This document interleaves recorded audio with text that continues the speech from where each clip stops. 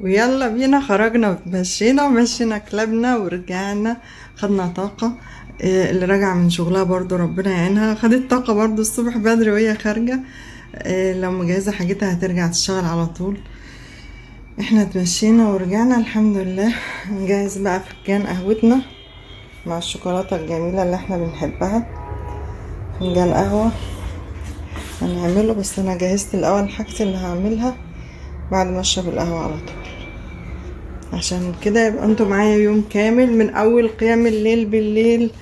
ونمنا ساعتين وقمنا الحمد لله، صلينا الفجر، نمنا ساعتين تاني وقمنا فطرنا اللي رايحين الدروس، والحمد لله رتبنا شوية كده. هنعمل قهوتنا.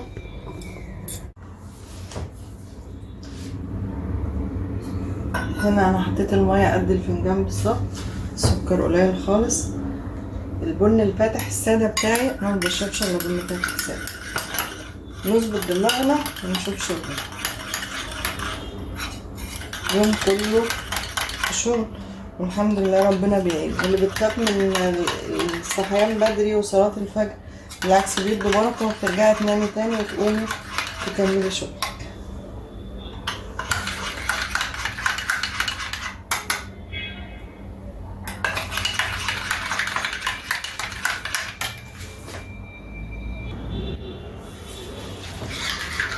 قلبت البن بتاعي كويس على نار هادية، بقى هسويها يعني نشرب قهوتنا ونمارس يومنا، وربنا يعيننا كلنا ان شاء الله باذن الله. المشي من الحاجات الحلوة جدا، بتغير المود كويس، بتخليه خالص، وخصوصا لما واحنا ماشيين كمان نقضيها في التسبيح. هنتكلم شوية هنضحك شوية اكيد مع اللي ماشي معانا، بس بنسبح في النص برضه. يعني حاولي كل يومك يبقى كل لحظة فيها مدخلي عبادة. سبحان الله، الصلاة على النبي دي سر من أسرار اللي هي العالية، اللي بتفتح كل الدنيا قدامك، كل الأبواب المقفولة. عندك حد تعبان، عندك حد زعلان، عندك حد انت شايفة ان حاله عايز ينصلح شوية، صلي على النبي وادعيله.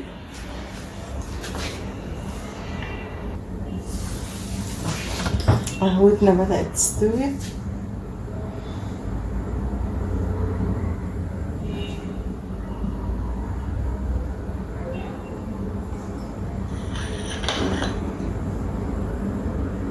دي شوكولاتة دارك، مش بتزود في الوزن، وبعدين لو فيها سكر يعني قطعة واحدة مش هتعمل، فما تحرميش نفسك من حاجة. يعني اللي عاملة نظام ما تحرمش نفسها، بس تقنن كل شيء.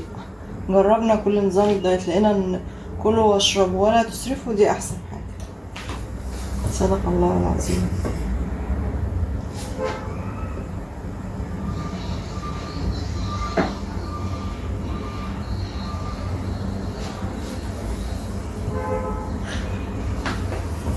حاولي القهوة بتاعتك تاخديها بدري، ما تأخرهاش، عشان لو هتنامي ساعتين تعرفي تقومي وانتي مركزة لصلاة لعبادة لشغل. قهوتنا استوت. عندي مكنة البن وعندي مكنة الاسبريسو، بس انا بحب دي قهوة امي وابويا، فربنا يمتع الجميع ويهنيهم ويحلي زادهم في بقهم. ويلا بينا نشاط بقى، ما تكسليش، ولو كسلتي دلعي نفسك بفنجان قهوة وكملي شغلك. مساء الخير عليكم جميعا.